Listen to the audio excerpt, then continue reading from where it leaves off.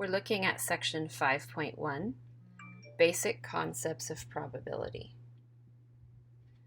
Let's start with an introduction here. At the beginning of a football game, a coin is tossed to decide which team will get the ball first. There are two reasons for using a coin toss in this situation.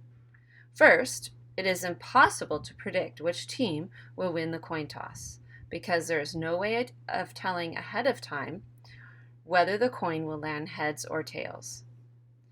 The second reason is that in the long run, over the course of many football games, we know that the home team will win about half the tosses and the visiting team will win about half the tosses.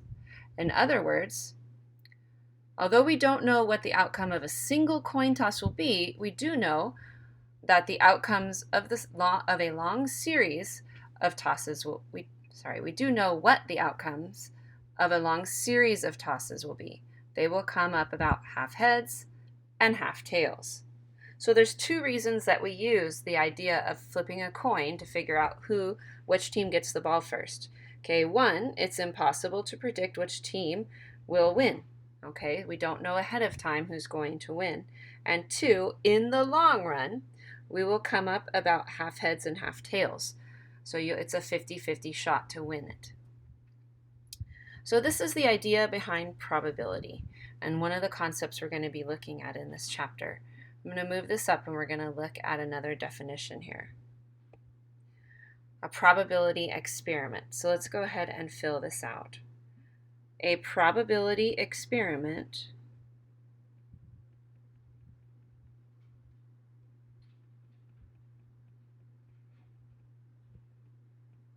is one in which we do not know what any individual outcome will be, but we do know how a long series of repetitions will come out. For example, a coin toss to decide which team will get the ball at the beginning of a football game. So this coin toss at the beginning of a football game is an example of a probability experiment. So again, there's two key features. We do not know what any individual outcome will be, but we do know how a long series of repetitions will come out. We do know how a long series of repetitions will come out. So this is, again, what we just talked about in the introduction. This is an example of a probability experiment. Let's look at one more definition here. The probability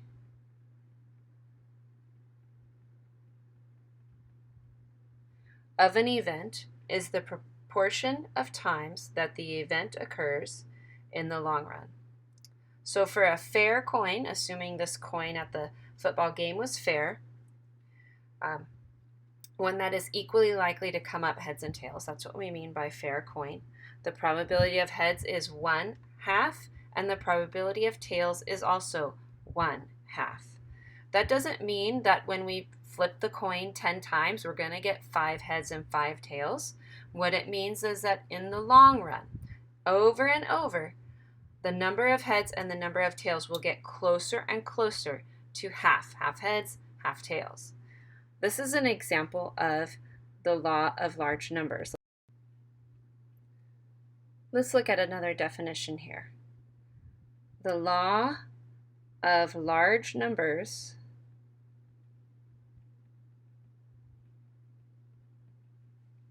says that as a probability experiment is repeated again and again, the proportion of times that a given event occurs will approach its probability.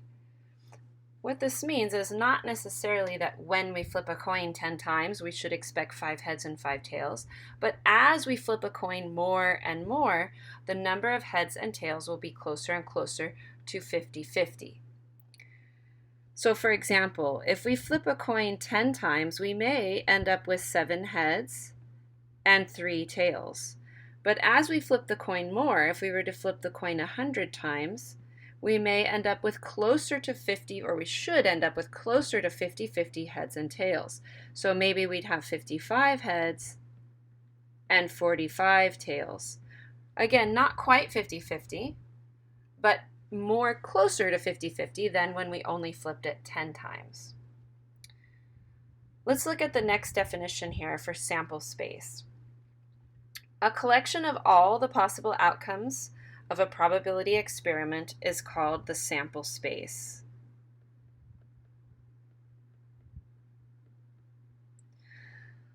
So here's an example. Suppose that a standard die is rolled. The sample space consists of, so what are all the possible outcomes you could get if you were to roll a die? I'm talking about a normal standard die like the kind you use when you're playing Monopoly.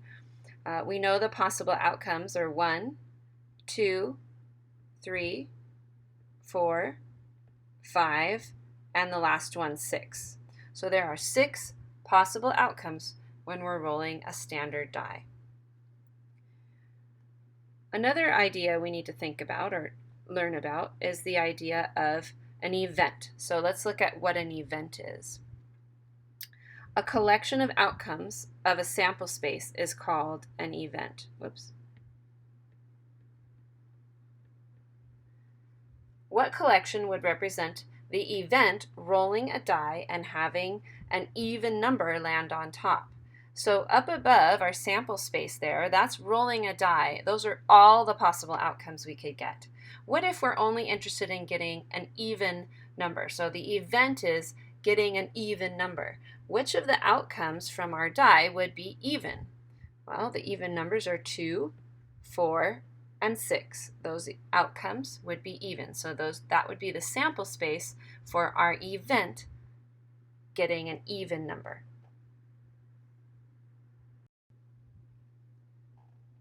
Let's now look at how to create a probability model.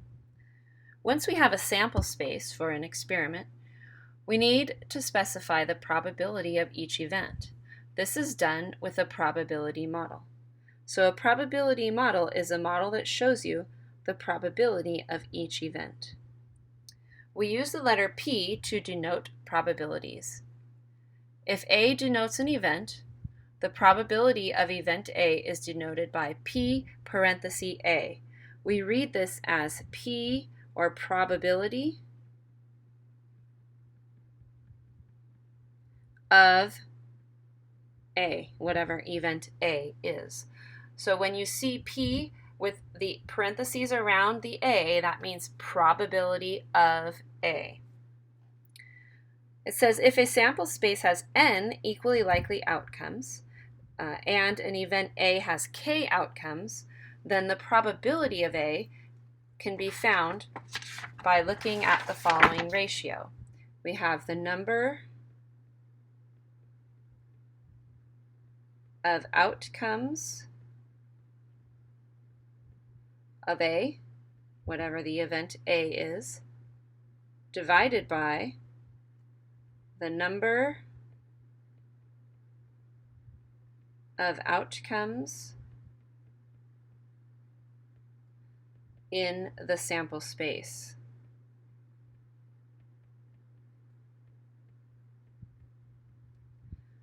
So this is sometimes abbreviated as K, right? That's the number of outcomes of the event A, divided by N. There are N outcomes in the sample space that are equally likely. So for example, let's think back to the rolling a dice. If I wanted to let the event A equal rolling an even number, and I wanted to find the probability of A, the probability of rolling an even number, I would need to put in the numerator the number of outcomes that would be even. Now we counted those a moment ago. There were 3 even outcomes divided by the total number of outcomes in the sample space. So we said a moment ago that there are 6 different outcomes when you're rolling a die. So the probability of rolling an even number would be 3 over 6, or we could write that as 1/2. Let's take a look at the first example. I'm going to scroll up a little bit here. It says, a card is drawn from a standard deck of cards. If you're not familiar with a deck of cards has 52 cards, and they're broken up into 4 suits. There are 13 hearts happen to be red, 13 diamonds are also red, 13 spades, which are black, and 13 clubs, which are black. Each suit has the numbers 2 through 10 and also a jack, queen, king, and ace. So there's the 9 number cards and the 4 face and ace, I guess, cards that make up a standard deck of cards. Some people consider ace a face card and some don't because there's not technically a face on it.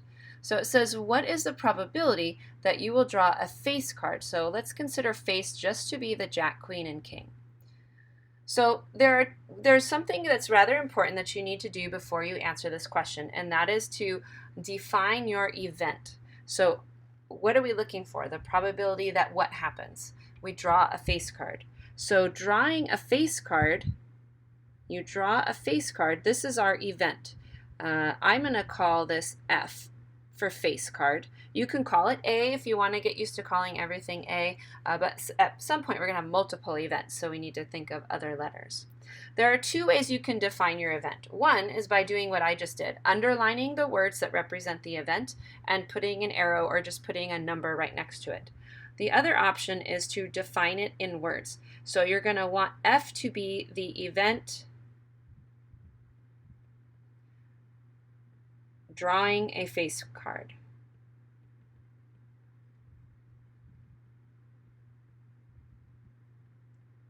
Okay, so obviously the first option requires less writing. You just underline the words and then you put a letter next to it. If you like to be a little more clear, you can write it out like we did here. You don't need to do both of these, just one or the other. Okay, so let's look. What we're looking for then is the probability that we draw a face card. So we would write that using the correct notation would be P of F, or P and then the F in parentheses. So now we need to think about what's the total number of outcomes of drawing a face card. How many cards are there in the whole deck that are face cards?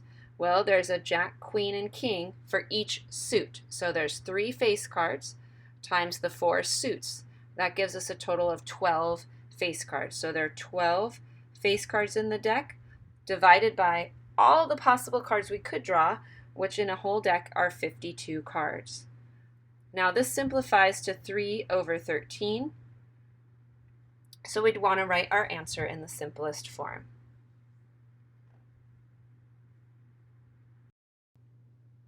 Let's look at the next example. Oops, sorry. A fair coin is flipped 3 times. There are a total of 8 possible outcomes, and I've listed them here for you. So if you think about it, the first flip could either be heads or tails, the second flip could either be heads or tails, and the last flip could either be heads or tails. So you could get heads for all 3 of them. You could get heads for 2 and tails for 1, and that tail could be at the end, it could be in the middle, or it could be at the beginning. You could also get tails for 2 and heads for 1. They could go like this, or like this. And the last option would be to get tails for all of them. So you didn't have to come up with those on your own. I gave you all the possible outcomes for flipping a coin 3 times. What is the probability that all 3 outcomes will be the same?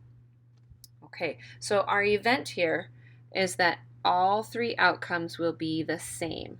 So I'm going to use the letter S to represent that for same. And we're looking at what is the probability that this event S will occur, or that they'll all be the same. So there are 8 possible outcomes. In which outcomes are all 3 outcomes the same? Well, in the first outcome, they're all heads. And in the last outcome, they're all tails. Those are the only 2 outcomes where all of the outcomes are the same letter, or the same outcome. So for us, to find the probability of S, there are 2 outcomes in that event divided by the total number of outcomes possible, which it says in the problem are 8, or we could count them. So this does simplify also to 1/4.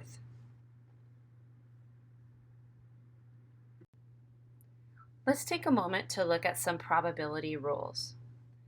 The probability of an event is always between 0 and 1. If A cannot occur, the probability of A is 0. So for example, what's the probability when I roll a die that I get a 7? There is no 7 on the die, so the probability of that would be 0. If A is certain to occur, the probability of A would be 1. So for example, if I flipped a coin, what's the probability that I get heads or tails? Well, those are the only two outcomes, so I have to get one of those. So the probability of getting a head or a tail would be 1. Okay, let's take a moment to look at the next example together. Example 3. It says, there are 1,000 community college students in a certain town, and they're categorized as follows. 132 of them are only children. 357 of them have one sibling. 402 have two siblings, and 109 have 3 or more siblings. A pollster samples a single student from this population. What is the probability that the sample student only has one sibling? So once again, we have to define our event, and we use a letter for that. The event is only having one sibling. The student only has one sibling. That's our event. I'm going to go ahead and use S for sibling there. We only have one sibling. We want to find then, technically, the probability of S, or the probability that we draw someone from this sample and they only have one sibling. So go back and read the problem. How many students total did we survey? Or I'm sorry, how many students total in that town are community college students? If you read at the very top, it says there are 1,000, right? We have 1,000 community college students. You could also find that out from adding all these numbers. If you were to add all these numbers together, you would get 1,000. There's 1,000 students that they have information on. Okay, so of those 1,000 students, how many of them only have one sibling? Well, there are 357 that only have one sibling out of the total of 1,000 students. So in this situation, since we have such large numbers, we can go ahead and change this to a decimal. This would be 0.357. When you divide by 1,000, remember we move the decimal over the number of zeros. So we'd start here and move the decimal over 3 places. We'd get 0.357, or you could use your calculator to divide that. There's one more definition underneath this that I'd like to go over with you guys. So let's take a minute to look at that. An unusual event. An unusual event is one whose probability is small. A rule of thumb is that any event whose probability is less than 0.05 is considered unusual. So going back to the last example, would it be unusual to find a community college student from this town that only had one sibling? Well, if you look back at the example, it happens about 35.7% of the time. That is much less, or the 0.357 here is much less than 0.05, or much greater, sorry, than 0.05. So it is not unusual.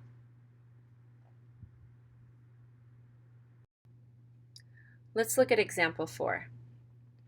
In a college of 5,000 students, 300 have blood type O negative and 5 have blood type AB negative. If a random person were drawn from the college, would either of these outcomes be considered unusual? So the first thing we need to do is figure out the probability of each of these outcomes. So let's first of all start by defining our event. Let's say that if you draw someone that has a blood type O negative, we'll call that outcome O. And if they have a blood type AB positive, let's call that outcome A. So we need to start off by finding the probability of each of these events. What's the probability of O? And what's the probability of A? Well, how many students have blood type O negative? There are 300 at the school, divided by all the students at the school, which is 5,000. We could simplify this to 3 over 50, or if we wanted to write it as a decimal, 0.06. A is drawing someone with a blood type AB negative. There are only 5 people at the school with that blood type, divided by the total of 5,000. This simplifies to 1 over 1,000, or if we wrote it as a decimal, 0.001.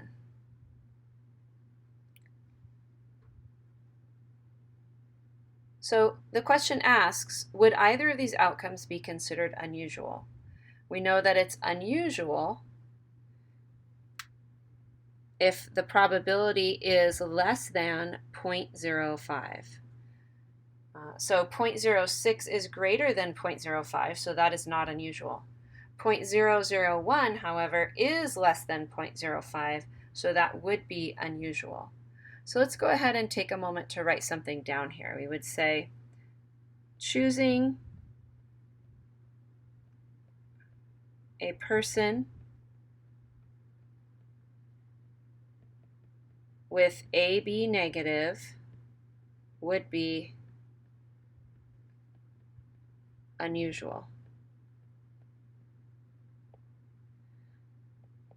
The probability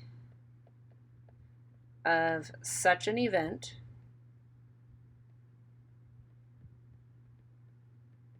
is only 0.001, meaning it will happen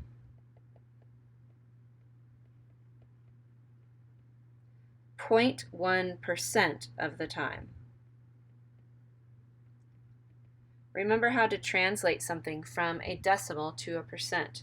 This is written as a decimal. So if I want to change it to a percent, I need to multiply by 100 to change 2%. So 0.001 times 100 gives me 0.1%. So that would be the unusual event. O negative would be close to unusual because it only happens 6% of the time, but to be unusual, you want it to happen less than 5% of the time.